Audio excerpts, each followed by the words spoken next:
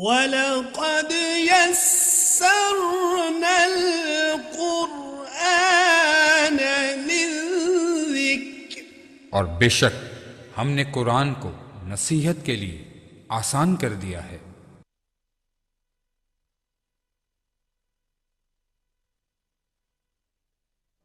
اعوذ باللہ من الشیطان الرجیم، بسم اللہ الرحمن الرحیم۔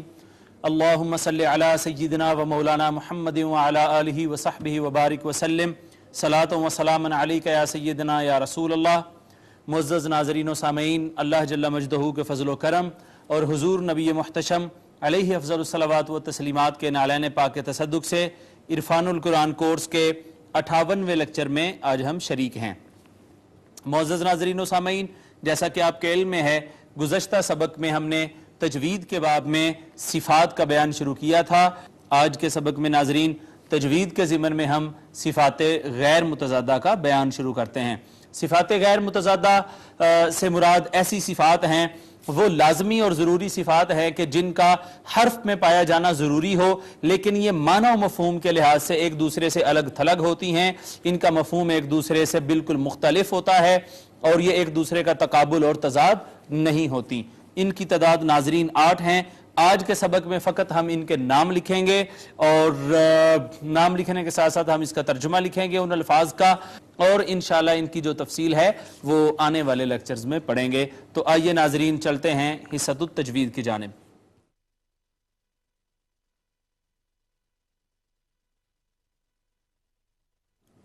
جی، صفات غیر متضادہ۔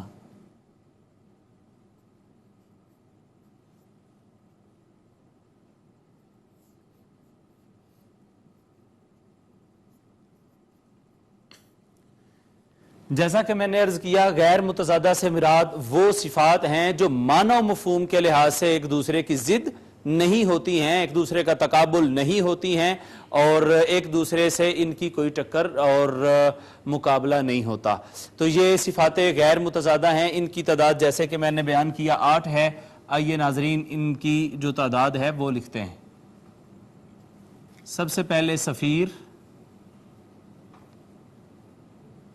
پھر قلقلہ، پھر غنہ، پھر تفشی، استطالت،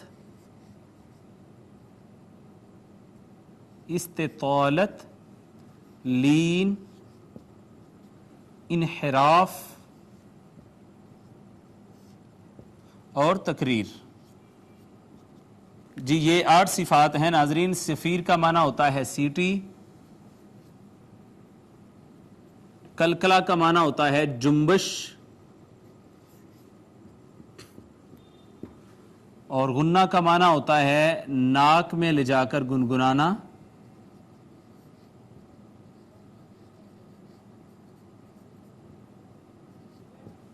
تفشی کا معنی ہوتا ہے پھیلنا، استطالت کہتے ہیں دراز کرنا، لین کہتے ہیں نرمی کو، انحراف کہتے ہیں مائل ہونا، منحرف ہونا، تقریر تکرار سے ہے، کپ کپاہٹ اس کا معنی ہے، تھر تھراہٹ یا کپ کپاہٹ۔ یہ ناظرین صفات غیر متضادہ ہیں۔ صفات لازمہ کی 2 اقسام تھی، صفات لازمہ متضادہ اور صفات لازمہ غیر متضادہ۔ صفات لازمہ متضادہ جو تھی وہ ہم پڑھ چکے، ان کی تعداد 10 تھی، بالتفصیل ہم نے ان کو پڑھا ہے۔ صفات غیر متضادہ یہ وہ صفات ہیں جو معنی اور مفہوم کے لحاظ سے ایک دوسرے کی ضد نہیں ہوتی، مختلف ہوتی ہیں، ان کا آپس میں کوئی تقابل اور کوئی تضاد نہیں ہوتا۔ ان کی تعداد 8 ہے، صفیر، قلقلہ، غنہ، تفشی، استطالت، لین، انحراف، تقریر۔ میں نے معنی ان کے لکھ دیے ہیں، آپ ان کو نوٹ فرما لیں۔ انشاءاللہ ان کی تفصیل جو ہے کہ یہ صفیر صفت جو ہے یہ کن حروف میں پائی جائے گی، کلکلہ کن حروف میں پائی جائے گی، استطالت اور یہ دیگر جو صفات ہیں وہ کون کون سے حروف میں پائی جائیں گی، یہ تفصیل انشاءاللہ ہم آنے والے اسباق میں پڑھیں گے۔ تو آئیے ناظرین اب چلتے ہیں اپنے لیکچر کے اگلے حصہ کی جانب۔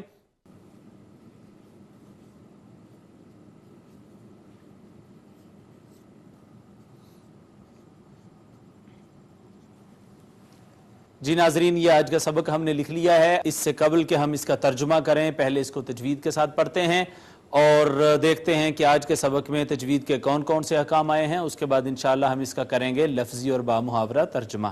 تو آئیے پہلے آج کے سبق کو تجوید کے ساتھ پڑھتے ہیں۔ اعوذ باللہ من الشیطان الرجیم، بسم اللہ الرحمن الرحیم۔ وَإِذْ يَرْفَعُ إِبْرَاهِيمُ الْقَوَاعِدَ مِنَ الْبَيْتِ وَإِسْمَاعِيلُ۔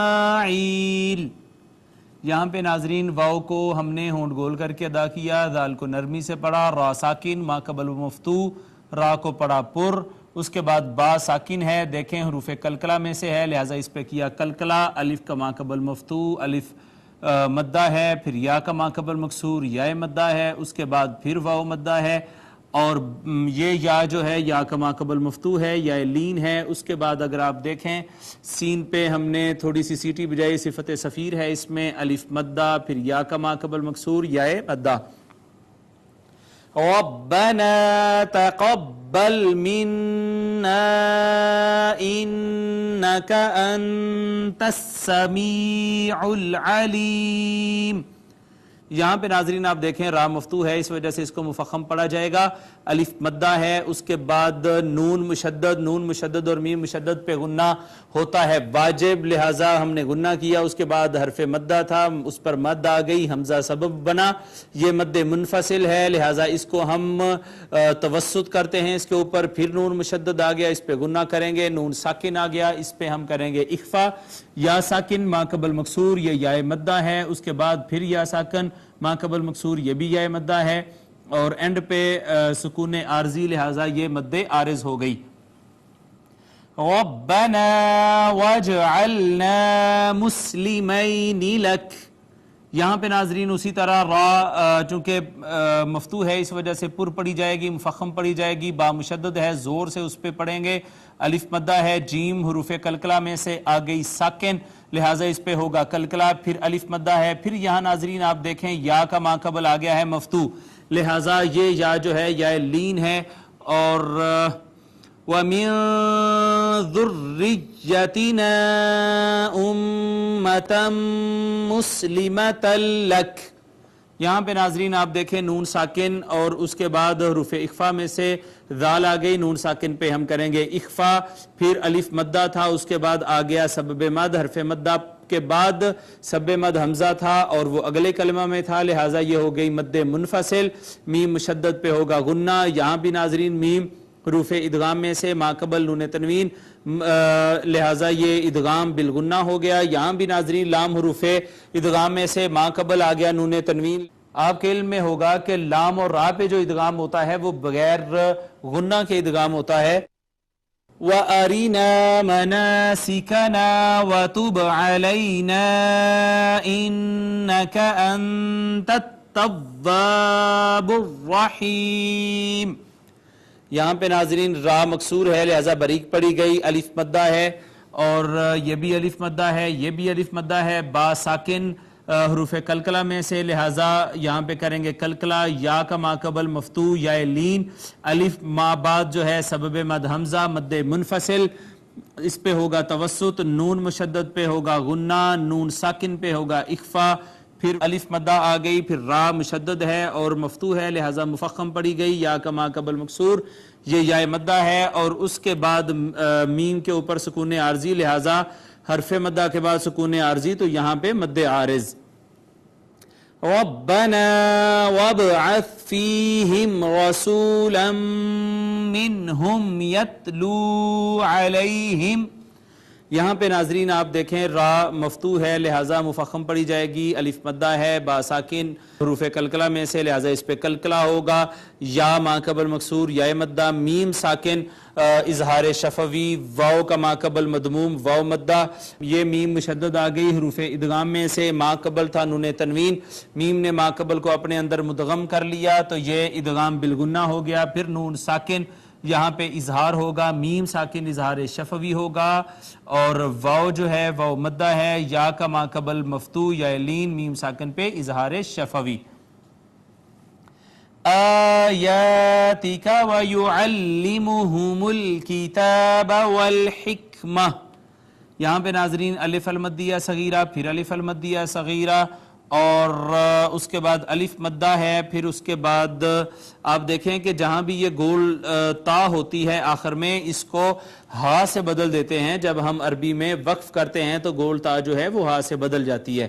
وَيُزَكِّيهِمْ إِنَّكَ أَنْتَ الْعَزِيزُ الْحَكِيمُ.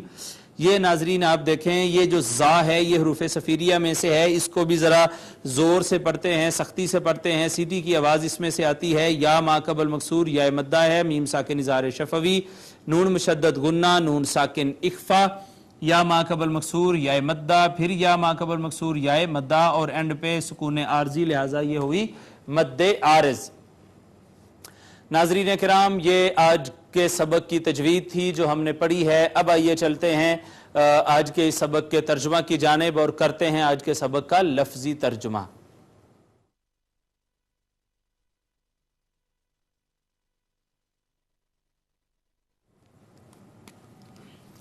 واو کا معنی اور، اذ اور اذا کا معنی ہوتا ہے جب، اور جب یرفعو، یرفعو فعل مضارع واحد مذکر غائب، اس نے اٹھایا. کس نے؟ ابراہیم، ابراہیم نے. القواعد قاعدہ کی جمع ہے. قاعدہ کہتے ہیں بیس کو، فاؤنڈیشن کو، بنیاد کو. تو یہاں پہ مراد ہوگا دیواریں یا بنیادیں. اور جب ابراہیم بنیادیں اٹھا رہے تھے، دیواریں اٹھا رہے تھے، من کا معنی ہے سے، بیت کہتے ہیں گھر کو، مراد ہے اللہ کے گھر کی، کعبہ کی دیواریں جب اٹھائی جا رہی تھی. واو کا معنی اور، اسماعیل، اور اسماعیل علیہ السلام بھی ان کے ساتھ تھے. تو ربنا انہوں نے دعا مانگی، ربا پروردگار، نا اس میں ضمیر ہے جمع متکلم کی، اے ہمارے رب. دعا کر رہے تھے اے ہمارے رب، ساتھ ساتھ دعا کر رہے تھے کیا؟ تقبل فعل امر ہے واحد مذکر حاضر کا صیغہ ہے. تو قبول فرما لے، اے ہمارے رب تو قبول فرما لینا. من کا معنی ہے سے، نہ ہم سے، اس میں ضمیر جمع متکلم ہم سے، تو قبول فرما لینا یہ خدمت. ان کا معنی ہوتا ہے بے شک کا، اس میں ضمیر واحد مذکر حاضر کی، بے شک تو. انتا اس میں ضمیر ہے فاعلی واحد مذکر حاضر کی، بے شک تو ہی ہے. السمیع خوب سننے والا، خوب سننے والا، خوب سماعت والا. العلیم خوب جاننے والا. اور جب اٹھا رہے تھے ابراہیم بنیادیں، دیواریں کعبہ کی، کب اس گھر کی، اور اسماعیل علیہ السلام بھی، تو انہوں نے دعا فرمائی اے ہمارے مولا ہم میں سے، اے ہمارے رب ہم سے یہ قبول فرما لینا، بے شک تو ہی ہے جو خوب سننے والا ہے اور خوب جاننے والا ہے. ربنا اے ہمارے رب. اسی طرح رب کا معنی پروردگار، نون الف نا اس میں ضمیر جمع متکلم ہمارے، اے پروردگار ہمارے. واو کا معنی ہے اور. اجعل، اجعل فعل امر ہے واحد مذکر حاضر کا یہ صیغہ ہے. تو بنا دے، تو بنا دے. پھر نون الف نا اس میں ضمیر جمع متکلم ہمیں، تو ہمیں بنا دے. مسلمین، مسلمین تثنیہ کا صیغہ ہے یہ فرما بردار. تو ہمیں فرما بردار بنا دے. لام زبر لا، لام زر لی ہم ہمیشہ پڑھتے ہیں، لیے کے لیے واسطے کا اس میں ضمیر ہے واحد مذکر حاضر کی. اپنے، تو اپنے واسطے ہمیں فرما بردار بنا دے. واو کا معنی اور، من کا معنی سے. ذریہ کہتے ہیں اولاد کو، آل کو، اور اولاد کو بھی، آل کو بھی. نون الف نا اس میں ضمیر جمع متکلم کی ہماری اولاد کو بھی بنا دے. ومن ذریتنا اور ہماری اولاد میں سے. امتن ایسی امت، مسلمہ جو فرما بردار ہو. تو امت مسلمہ کو، فرما بردار امت کو بھی ہماری اولاد سے کر دینا. لکا واسطے، لیے کے لیے واسطے.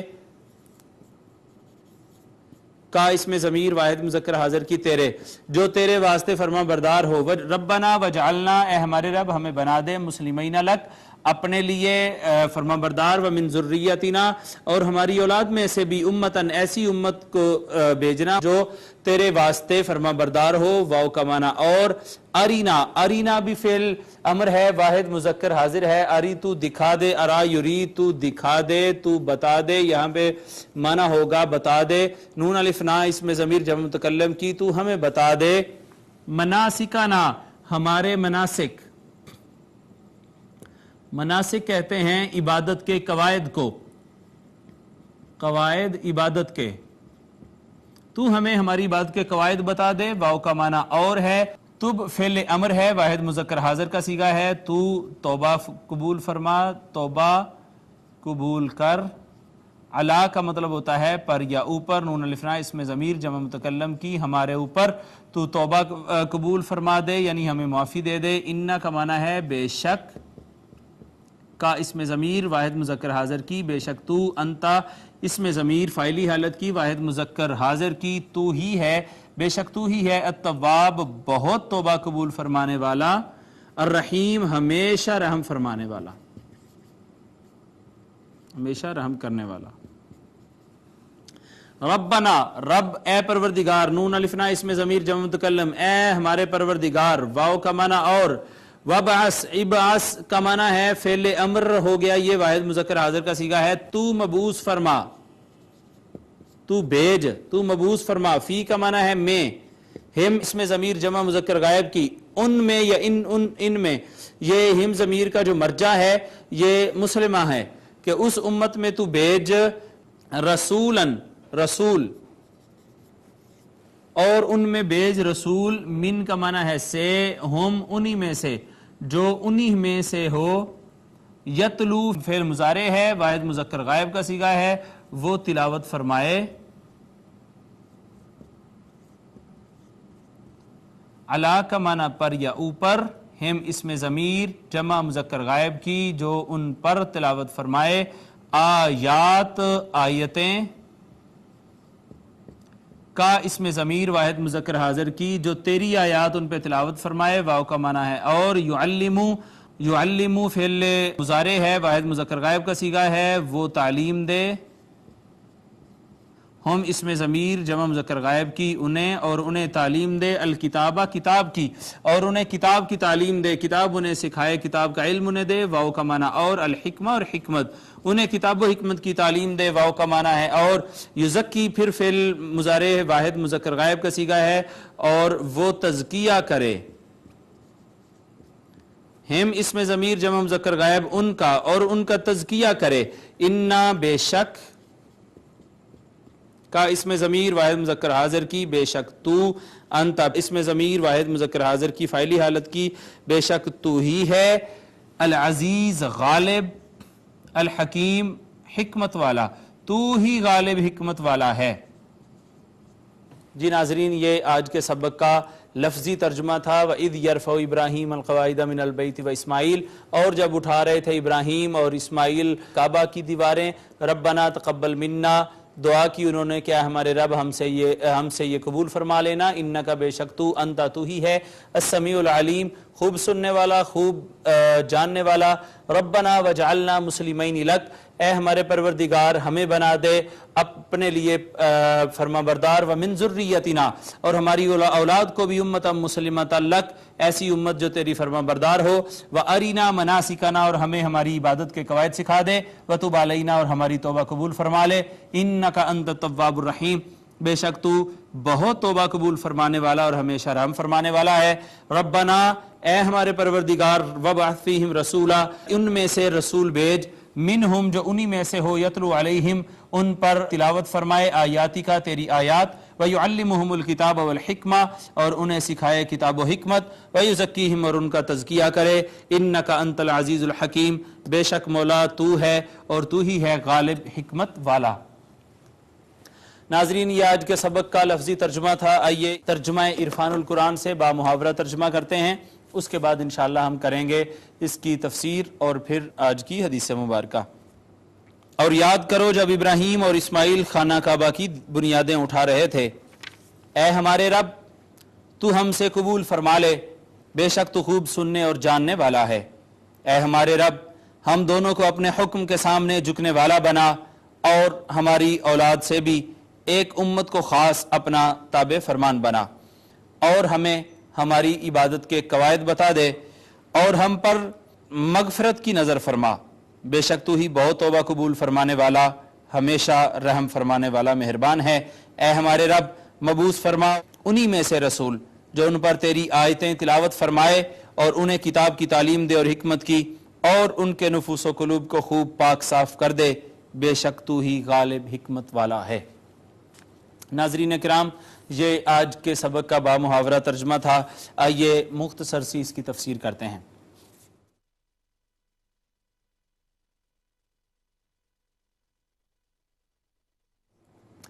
تعمیر کعبہ کی بات ہو رہی ہے۔ سیدنا ابراہیم علیہ السلام ایک پتھر پہ کھڑے ہیں، اور وہ پتھر جیسے جیسے دیوار اوپر اٹھتی چلی جاتی ہے سیدنا ابراہیم علیہ السلام کو اوپر اٹھا لیتا ہے۔ سعادت مند باپ ہے کہ وہ کعبہ بنا رہا ہے، اللہ کا گھر تعمیر کر رہا ہے، اور ایک سعادت مند ساتھ بیٹا ہے جو گارا لا لا کے اپنے والد کو دے رہا ہے۔ حضرت ابراہیم علیہ السلام خود کعبہ کی دیواریں چن رہے ہیں، اور بلند اقبال فرزند گارا اٹھا اٹھا کر لا رہا ہے۔ نسیم رحمت کے جونکوں سے دلوں کے گنچے شگفتہ ہو رہے ہیں۔ کیف و سرور کی ایک ناقابل بیان کیفیت ہے۔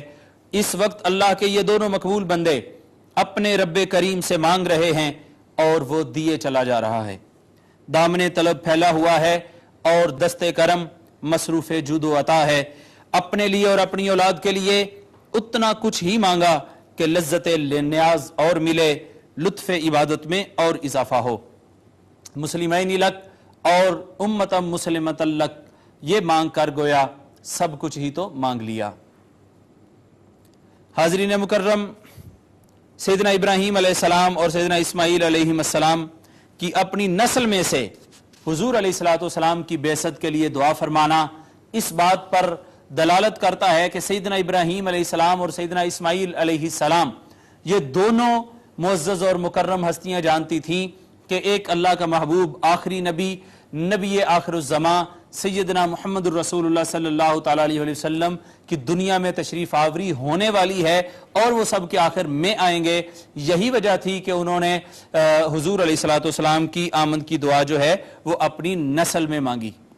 امام بغوی رحمۃ اللہ تعالیٰ علیہ ارباز بن ساریہ رضی اللہ تعالیٰ عنہ سے اور ابو امامہ رضی اللہ تعالیٰ عنہ سے روایت کرتے ہیں کہ حضور علیہ السلام نے فرمایا، میں اس وقت اللہ جل مجدہ کے ہاں خاتم الانبیاء لکھا جا چکا تھا جبکہ سیدنا آدم علیہ السلام اپنے جسد خاکی کے مرحلے میں تھے، اور میں بتاؤں گا کہ میرا پہلا امر یعنی میری ولادت و بعثت کا پہلا اشارہ دعائے ابراہیمی اور بشارت غیبی ہے، اور میری والدہ کا وہ مشاہدہ ہے یا وہ خواب ہے جو انہوں نے میری ولادت کے وقت دیکھا تھا، جب ان سے ایک نور نکلا جس سے ملک شام کے محلات روشن ہو گئے۔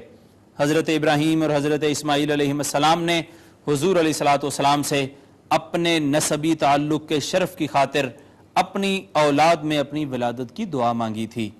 حاضرین مکرم، تزکیہ نفوس کے پیغمبرانہ وصف سے ہی طریق صوفیاء کا سنت ہونا ثابت ہے۔ اپنی ذریت کے حق میں بقا اور برکت کی دعا سنت ابراہیمی ہے۔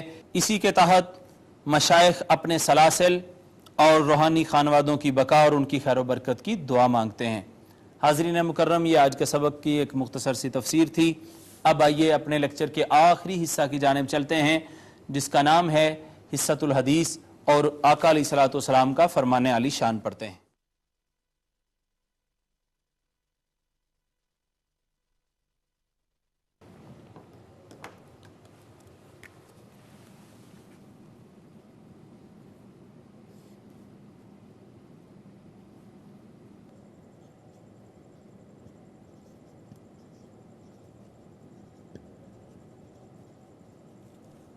جی ناظرین کرام، حدیث مبارکہ ہم نے لکھ لی ہے، اب آئیے اس کا ترجمہ کرتے ہیں۔ عن ابن مسعود، ان کا معنی ہوتا ہے سے، ابن کہتے ہیں بیٹے کو، ان ابن مسعود رضی اللہ تعالیٰ عنہ سے قال، آپ نے کہا، قال رسول اللہ، قالا فرمایا رسول اللہ صلی اللہ تعالیٰ علیہ وسلم، اللہ کے رسول نے، رسول اللہ صلی اللہ تعالیٰ علیہ وسلم نے فرمایا، من جو اصابت پہنچا ہو اس کو،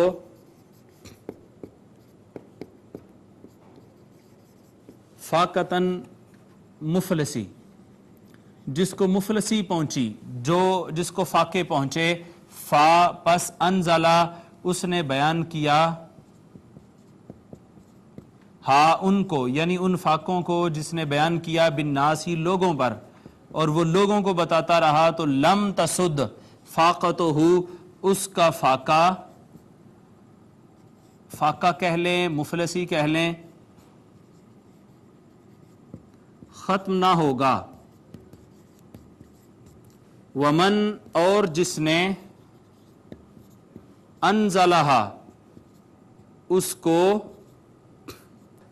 بیان کیا یا پیش کیا، انزلہ ینزلو ہوتا ہے اتارنا رکھنا، تو اس سے مراد یہاں پہ مرادی معنی ہم لیں گے، یعنی جس نے اس کو اللہ رب العزت کے سامنے پیش کیا، باللہ اللہ کے ساتھ، یعنی اللہ کے سامنے، ومن انزلہا اور جس نے اس کو پیش کیا، باللہ اللہ کے سامنے، فا کا مطلب ہوتا ہے پس، یوشک اللہ لہو اللہ تعالی فراخی کر دیتا ہے، لہو اس کے لیے،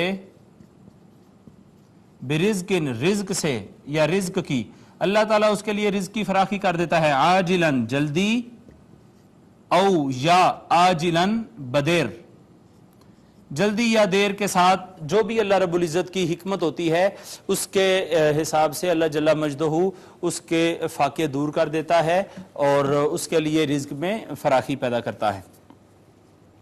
سیدنا عبداللہ ابن مسعود رضی اللہ تعالیٰ عنہ فرماتے ہیں کہ حضور نبی اکرم صلی اللہ تعالیٰ علیہ وسلم نے فرمایا، جس شخص پر مفلسی آ گئی اور اس نے اپنی مفلسی کو دور کرنے کے لیے اس کو لوگوں کے سامنے پیش کیا تو اس کی مفلسی دور نہیں ہوگی، اور جس شخص نے اپنی مفلسی کو اللہ تعالیٰ کی خدمت میں پیش کیا تو اللہ تعالیٰ اسے جلد یا بدیر حکمت خداوندی کے مطابق رزق عطا فرمائے گا۔ ناظرین کرام، آج کا 58واں لیکچر اپنے اختتام کو پہنچا۔ آج ہم نے حصۃ التجوید میں صفات غیر متضادہ کی جو 8 اقسام ہیں ان کے نام اور ان کا ترجمہ لکھا ہے، اس کے بعد ترجمہ اور تفسیر کرنے کے بعد آج کی حدیث مبارکہ ہم نے پڑھی ہے۔ اللہ جل مجدہ سے دعا ہے کہ وہ ہمیں اپنے حبیب مکرم صلی اللہ تعالیٰ علیہ وسلم کے طفیل اور آپ کے نالین اقدس کے طفیل قرآن پاک کے علوم سے متمسک رہنے کی اور ان پر عمل پیرا ہونے کی توفیق عطا فرمائے۔ وما علیہ الا البلاغ۔